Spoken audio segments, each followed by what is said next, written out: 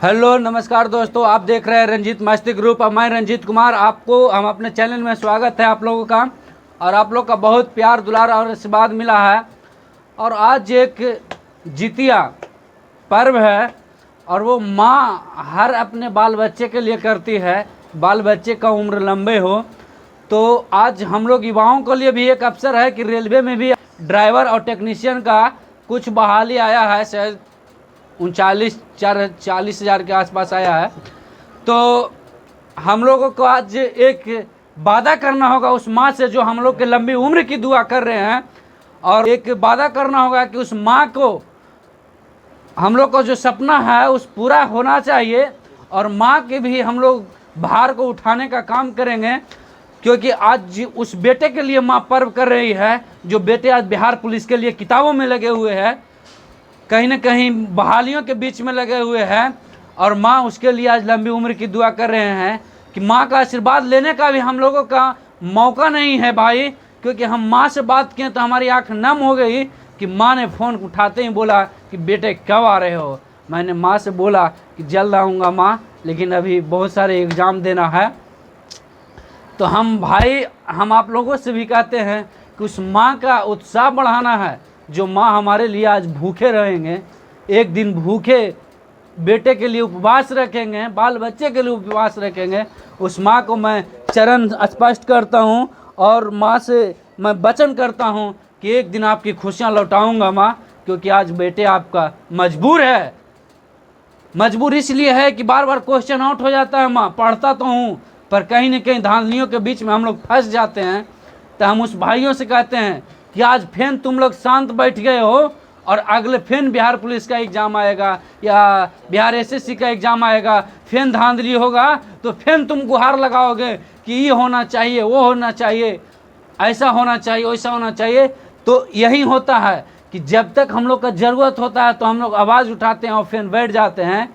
तो ऐसा नहीं होना चाहिए। और सरकार से भी हम गुजारिश करते हैं कि आप आज सत्ता में हैं या कोई भी सरकार मंत्री है तो वो कहीं ना कहीं अपने परिवार के बीच में है, वो अपने माँ और पूरे परिवार के बीच में है। लेकिन हम लोग स्टूडेंट माँ को छोड़कर, बाप को छोड़कर, भाई बहन को छोड़कर कहीं न कहीं भूखे प्यासे हम लोग दौड़े रहते हैं गांधी मैदान में। बहुत सारे युवाओं 4 बजे बिहार पुलिस का जब से बहाली निकला है 4 बजे से वो रनिंग करते हैं, दौड़ते हैं, अपने परिवार को छोड़ देते हैं, त्याग देते हैं। कितने परिवार तो इतना ताना मारते हैं कि जाए ना तोरा बड़ी कुछ होवे वाला हो, और बहुत सारे कष्ट को झेलना पड़ता है। और एक मर्द में जब पैदा लिए हैं तो कंधे पर मजबूरियां और जिम्मेदारियां दोनों उठाना पड़ेगा, चाहे तो वो हंस कर उठाएं या तो रो कर उठाएं।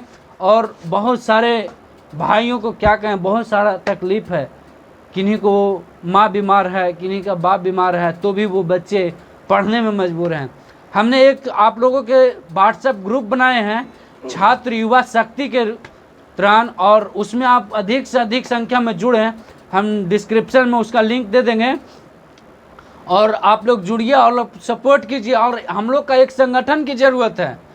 आज एक कोई नेता पटना में जिसका हड़ताल था, उसमें हमको लगता है कि हज़ारों की संख्या में उसका हड़ताल चल रहा था कहीं न कहीं। और बताओ, एक युवा का कहीं किसी प्रकार का संगठन नहीं है, हम लोग का कोई आवाज़ नहीं उठाने वाला है। तो हमें लगता है आज झारखंड का एक जयराम महतो जो एक युवा हैं, पढ़े लिखे हैं और इतने बड़े विवादित बन चुके हैं कि हमको लगता है कि कहीं ना कहीं दिल्ली के जो सत्ता में बैठे हैं उनको भी नींद और चैन हराम करने का काम करेंगे और चुराने का काम करेंगे। और इस बार 24 में वो इलेक्शन ज़रूर लड़ेंगे। हमें लगता है कि युवा का शक्ति प्रदान करेंगे और वो कहीं ना कहीं सत्ता में आने का काम करेंगे और युवाओं को जोश और जुनून के साथ बढ़ाने का काम करेंगे। और कई लोगों को वो आवाज़ बन चुके हैं और गरीबों और मजदूरों को आवाज़ बनकर उनका हक दिलाने का काम किए हैं झारखंड में। इसी तरह से हम लोग का भी एक युवा को अपना आवाज़ बनाने की ज़रूरत है। और हमें नहीं लगता है जिस तरह से ईवीएम की, जिस तरह से बोलते हैं विपक्ष हो या सत्ता वाले बोलते हैं कि ईवीएम में धांधली हुआ है, उनका नींद हराम हो जाता है और बहुत सारे विवादित बयान देते हैं। तो हम उस सरकार से भी गुजारिश करते हैं कि युवा का भी सपना होता है कि जिस तरह से ईवीएम में चोरी नहीं हो, डकैती नहीं हो, ईवीएम में धांधली नहीं हो, उसी तरह से युवाओं में हर एग्ज़ाम में धांधली नहीं हो और एक शांतिपूर्ण और निष्पक्ष रूप से एग्ज़ाम पढ़े। तो मैं वादे के साथ कहता हूं कि जो मेहनत कर रहे हैं युवाओं, वो सफल होने का काम करेंगे और माँ बाप का सपना पूरा करने का काम करेंगे।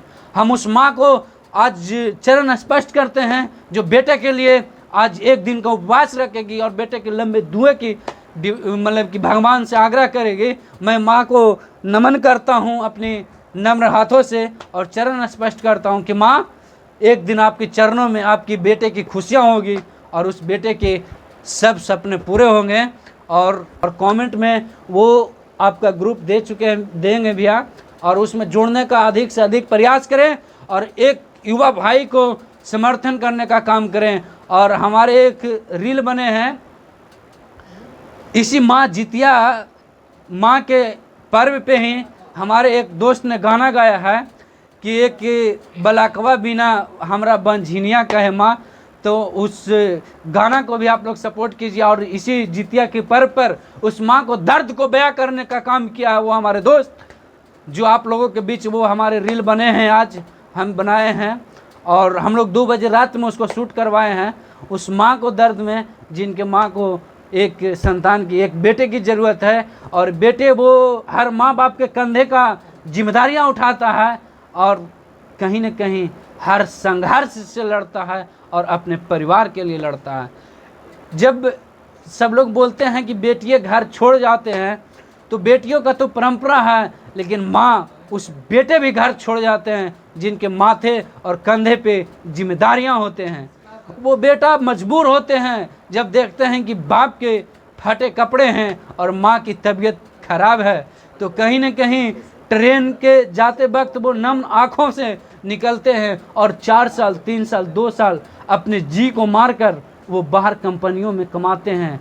कईयों की गालियाँ बात सुनते हैं। जिस तरह से कोरोना में देखे होंगे माँ कि बहुत सारे बेटे पैदल ही झारखंड से, वहाँ मुंबई से, महाराष्ट्र से, दिल्ली से पैदल ही वो नाप दिए थे हर रास्ते को। तो उस माँ को मैं सलाम करता हूँ जो एक बेटे को जन्म दिए और वो संघर्षों से झूलता है। तो इसके लिए आज माँ आपको तो निशब्द हैं बोलने में, लेकिन हम चरण स्पष्ट करते हैं माँ, आपको वंदन करते हैं और सभी भाइयों का आग्रह करते हैं कि किसी लड़की के चक्कर में माँ को भी अपना त्याग मत कीजिए और किसी वाइफ को भी समझाइए और माँ को समझाइए, लेकिन माँ को कभी अलग अपने से नहीं कीजिए, क्योंकि वो माँ 9 महीना पेट में पालकर एक बच्चे को कम से कम साल 1.5 साल अपने स्तन को लगाती है, उसके बहुत सारे क्रियाकलाप करती है। उस माँ को बुजुर्ग होने पे कितने बाल बच्चे त्याग देते हैं। तो हम उस बेटे से भी कहते हैं कि उस माँ को दर्द को समझो, जो तुम्हारे लिए कष्ट समझा, कईयों को ताना सहा, अपने भूखे रहकर तुम्हें खिलाने का काम किया है। मैं उस माँ के लिए कहता हूँ भाई कि किसी भी हालत में, किसी भी मजबूरियाँ में माँ और परिवार को मत छोड़ना। इसी शब्दों के साथ मैं अपने बात को विराम देता हूँ और सभी भाइयों से कहता हूँ कि आप लोग सपोर्ट कीजिए, कमेंट कीजिए और शेयर कीजिए और हर एक भाई तक पहुंचाने का काम कीजिए और व्हाट्सएप लिंक से जुड़ने का काम कीजिए। जय हिंद, जय बिहार और जय युवा शक्ति।